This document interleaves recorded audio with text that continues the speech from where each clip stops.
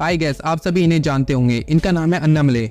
But क्या आप जानते हैं अन्नामले पॉलिटिक्स से पहले एक आईपीएस अफसर हुआ करते थे, जहां से उन्होंने रिजाइन दिया और आज बीजेपी की साइड से तमिलनाडु में एक एक्टिव पॉलिटिशियन है। और आज के टाइम में अन्नामलाई तमिलनाडु के पॉलिटिक्स में एक काफी बड़ा नाम है, लोग इनके डाई हार्ट फैन हैं।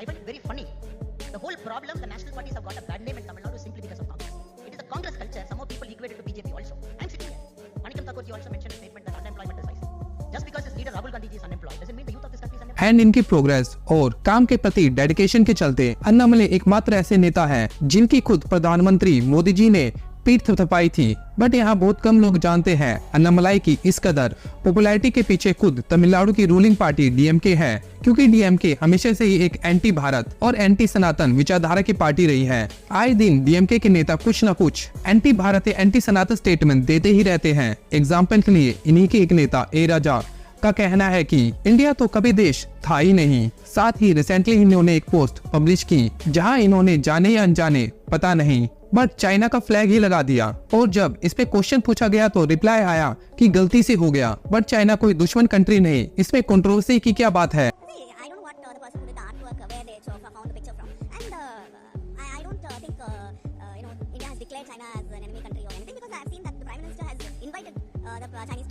साथ ही इन्होंने ही सनातन को डेंगू मलेरिया से कंपेयर किया था, उसको मिटा देने की बात कही। अब एक नए नेता जिन्होंने इसमें और आग में घी डालने का काम किया, एक और बयान उन्होंने दिया जिसमें उन्होंने कहा कि तुलना उन्होंने आसान कर दी डेंगू मलेरिया से, एचआईवी और कुष्ठ से करनी चाहिए सनातन धर्म की तुलना। और अगर आप डीएमके की हिस्ट्री देखें तो आपको ऐसे स्टेटमेंट की लंबी लाइन दिखाई देगी, जिसके चलते ही तमिलनाडु के लोगों में अन्नामले को लेकर एक बहुत बड़ी होप नजर आती है। वो उम्मीद करते हैं जो उनके साथ इतने टाइम से होता आ रहा था, उनके ही धर्म को टारगेट किया जा रहा था, फाइनली उसको कोई विकसित भारत की सोच के साथ चैलेंज कर रहा है।